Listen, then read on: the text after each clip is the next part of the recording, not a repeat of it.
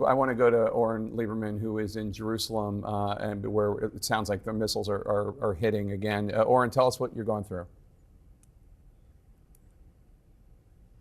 Jake, this looks like the third wave of incoming ballistic missile fire from Iran. The Israeli military put out a statement just a few moments ago saying the IDF identified missiles launched from Iran toward the territory of the state of Israel. Sirens were going off in Jerusalem behind us. I don't know if the mic is picking up on it, but it sounds like those sirens were so loud they set off car alarms in the area. And even after they stopped here for a moment, you could hear them in neighboring towns and villages. And then over the course of the past probably 2 minutes or so, we heard what sounded like 4 or 5 likely interceptions, but also possibly impacts. We're not sure about that yet. And as I sit here talking to you, the red alerts keep coming in for areas all around Jerusalem. Shoresh, for example, is just west of us. A number of other locations in the area. So this appears to be, from what we're seeing here, the third round of Iranian ballistic missile fire incoming at Israel. Again, the sirens went off here for quite some time, and then they continued in areas around Jerusalem, and we heard a number of intercepts. Let me stop talking for just a minute here. I doubt the microphone can pick it up, but I can hear red alert sirens in the distance, essentially west of where we're sitting right now, that is towards Tel Aviv.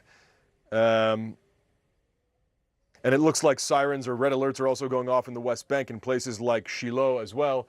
So it's not clear if this is all across the country, but it certainly looks like it is around Jerusalem and potentially central parts of the country as well, with what is the third round of incoming ballistic missile fire. Meanwhile, my cameraman here looking behind me, are you seeing we're seeing possibly an interception or a flame of some sort behind us, whether that's a down missile? Yeah, we're seeing some images right now from Jerusalem and also some from Tel Aviv. That's Tel Aviv right now. We're seeing images. And what, for folks not used to seeing this, some of them are missiles and some of them are we just saw a launch right behind us. Anti-missiles. Yeah, we just heard, you might even still be able to hear it in the background. We just saw an interceptor launched off from pretty much right behind us that was headed up right behind our shot here. We might be able to roll that back a little later, but I think that's the first time this evening, at least, that we have seen an interceptor fired from Jerusalem. Most of the incoming had been towards Tel Aviv, some towards northern Israel, but now it seems this missile fire, at least a portion of it, headed towards Jerusalem itself. Obviously, it goes without saying, this is where the Prime Minister's office is, this is where the Knesset is, this is where major government offices are. And as I say this, just heard what sounded like an interception. Might have been able to see it over my left shoulder here. Another one, potentially a third one. So this looks like, and I'm still hearing them. Yeah, the flashes in the sky, for those watching, the flashes in the sky here, this sounds like are missiles being exploded by the interceptors. When the missiles get through, the flashes are on the ground when the missiles hit. It is quite a thing to be in Israel when they are under attack, which is not infrequently. When I was in Israel after October 7th, 2023, and Hamas was firing rockets. Hello. There we go. We see more missiles in the sky. You hear the sounds of the explosions taking place in Tel Aviv. Now we're hearing from a different station. Brett McGurk, have you ever been in Israel while they were under attack? We see more behind us as well, yeah. Again, if you're just joining us, you're looking at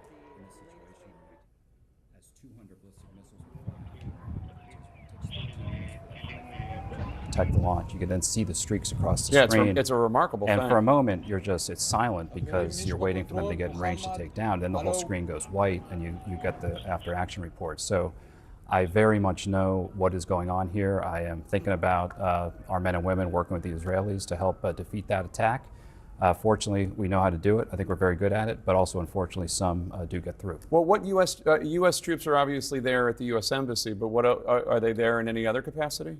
We have a diplomatic presence. We have military personnel who work with our embassy. We have a THAAD system, a terminal high altitude area defense system. THAAD system is a missile defense system. One of our most high-end anti-missile defense systems. And so we have U.S. service members with the THAAD system. Yes, that is operated by U.S. military personnel working, hand in glove with the IDF.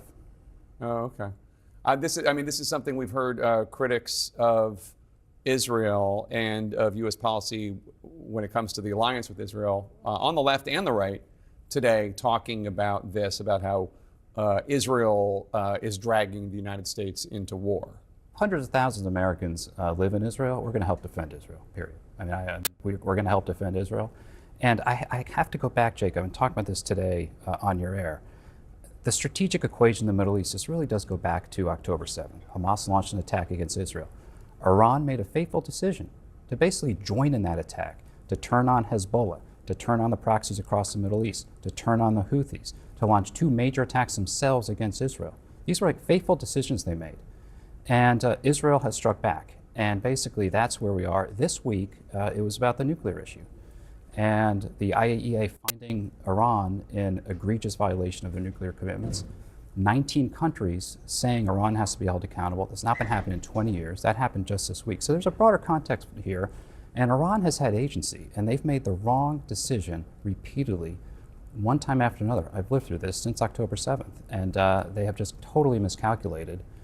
And it's a new equation here in the Middle East. And the Israelis have made clear since October 7th, they will not sit as threats fester on their border. So that's basically the situation we have.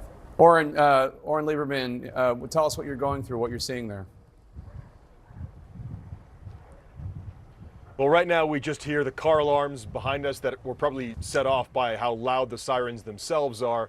It doesn't look like there is more incoming at this particular moment, but that's only from our window here on Jerusalem here behind me. I'm still getting red alerts for example, Bet Shemesh, which is a city that's just west of us by probably 10, 15 miles or so. So it's possible there are continued incoming missiles simply in other locations across the country. One of the interceptors that we saw was fired off from almost directly behind us. It was incredibly loud, not the explosion itself, which obviously makes a tremendous thunderous boom that you can hear for miles, but the launch itself was quite close to us. And if you look behind us here, it's essentially a straight shot to the Knesset, which is Israel's parliament, its main government building. Potentially that was the target. If not, it looks like that's where the interceptor was launched. We saw and heard a number, probably around 10, a dozen, maybe even a few more interceptions. Difficult to tell where those are because they're so loud. They can be miles away. But it also looked like there may have been falling shrapnel on and around the city of Jerusalem behind us. I think we're effectively facing south here from the way you're looking at the camera here behind me, which gives you an idea of where some of that may have fallen. But at least from the red alerts we're getting, which again are the warnings of incoming rocket and missile fire, it looks like there were potentially many more missiles. The first two rounds were dozens and then dozens more. I expect we'll get an update soon from the Israeli military on how many were fired at this point. And then we'll wait to hear from emergency services on how many missiles either impacted or whether shrapnel or material from them fell across the country. Those have caused injuries as well. So at least in terms of this third wave, and I just got more red alerts. Not clear that it's over yet, maybe more waves coming, but it looks to be a very long night across the country here, frankly, which is what Israel was preparing for and what Iran had promised. Yeah, Iran promised a long, dark night. And just to put Oren back there for 1 second, I just want to illustrate something for our viewers who might not fully understand how small Israel is. Israel's roughly the size of New Jersey. Oren is there on the right. He's in Jerusalem. The image on the left is Tel Aviv, which I believe is the largest city in Israel. These two cities are separated by 40 miles. That's it. It's about a 50-minute drive on Route 1. Then these are the two biggest cities in the country. It is not a large country, though it does grab a lot of attention. Oren, stand by. I want to keep talking to Brett McGurk. Brett, we've heard the Saudis today condemning the attack Israel launched on Iran, which, by the way, just for folks who aren't up to speed, Saudi Arabia and Iran are constantly at war with each other through proxies in Yemen most recently. Iran backing the Houthis and the Saudis backing the government of Yemen.